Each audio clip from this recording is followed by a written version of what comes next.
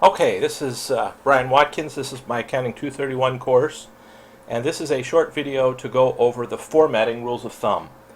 One of my goals in this course is to turn out students who are able to follow directions to the letter, because in the banking industry, legal industry, which I have a lot of experience with, or any other business, the output that you produce is scrutinized very carefully by managers, supervisors, and most importantly, your clients.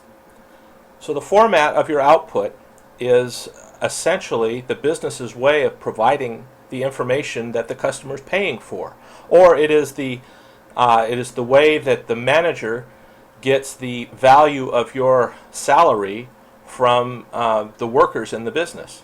So if you're handing off a piece of paper that doesn't look exactly the way your manager or your customer wants it to look, then they will make a mental note that you're incapable of following directions.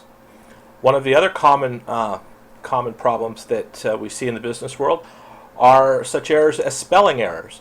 Nothing says sloppy work like a spelling error. I'm not free from them, but I do everything I can to make sure that spelling errors don't get out before my customers and my clients. So here are the rules that you're going to follow as you construct the 7 spreadsheets that you'll be tested on in this class 231. Paying attention to the first one, let's look at how it's constructed. There are 3 sections. There's a title section, a data section, and an answer section. The title section will be similar, or actually be exactly the same in all 7 of your spreadsheets. The main title is given on the exam. So fixed payment amortization schedule is given to you because that's the title of the exam. I want to see that bold and I want to see that underlined. The next line will be your prepared by and your name. Next line is prepared on and the date. Okay, and don't use a code here that puts a date in. You want it to always be hard-coded with the date that you prepare the spreadsheet, so that when you open it up later, you know how old it is and whether it needs to be revised. If you use one of those codes that always puts the current date, you'll lose track of how old your spreadsheet is, and it could cause trouble. So you have the prepared by and the prepared on. Take a look at those 2 cells.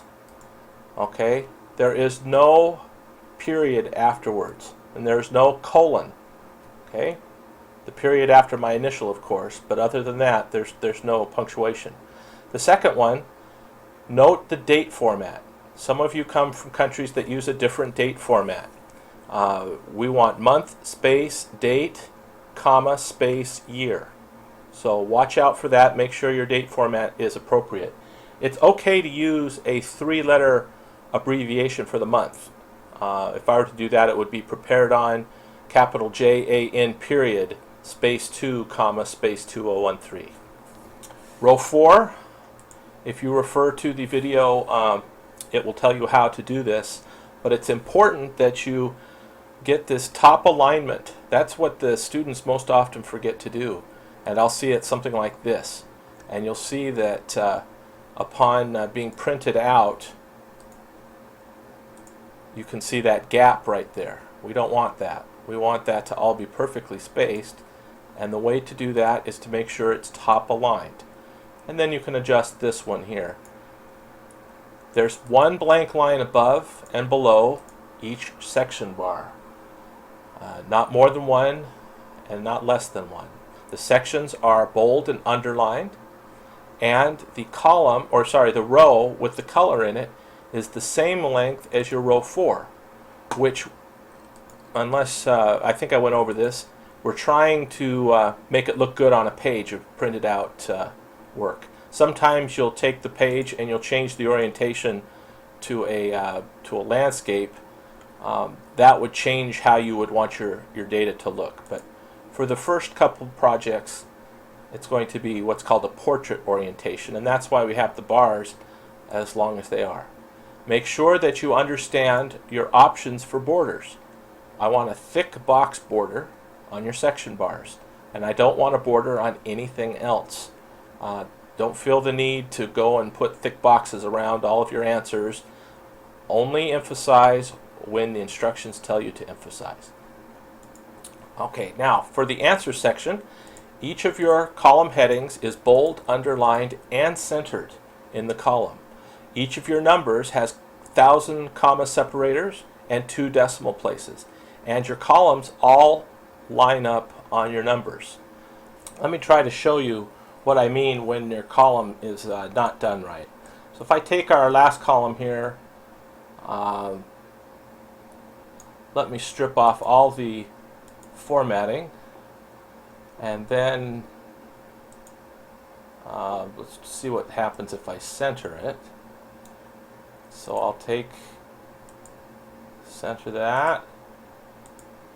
that, and let's even say you get the formatting corrected, but I sometimes see, wow, that worked perfectly. Okay, well, here's one of the more common errors. I formatted everything from this cell below, but this number here got orphaned.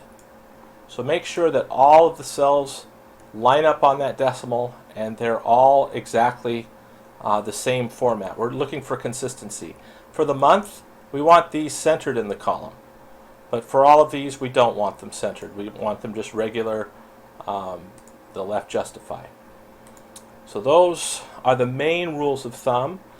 There is, on the page layout, print titles, header, footer, custom footer. I'll do this again just to show you. We want a file path footer on every project, and this is how you do it. Okay, so you go to print titles, custom footer. And that is important because that will help you on your output to see where your file is located physically on the computer. So if we take a look, each page will have that file path. That's a good habit to get into. One of the other important aspects of our course is we're teaching you to name your variables. Obviously, I can call from F8, I can say D8. And it knows that I'm referring to that cell. But if I'm looking at a bunch of equations that look like D8 minus E8 times, it's hard to understand. What we want to see is equations like this one, where it's home price times down payment percentage. So as a consequence, if there is a variable in your data section that is not named, you'll lose points. So if you go to your formulas and you look at your name manager, you can always see quickly, did I name everything? Home price, down payment, monthly payment, everything looks good. Naming your variables will cause you, or will prevent a lot of mistakes. The last aspect of your data section is that these should all be centered. There are some exceptions, but I'll teach you those later.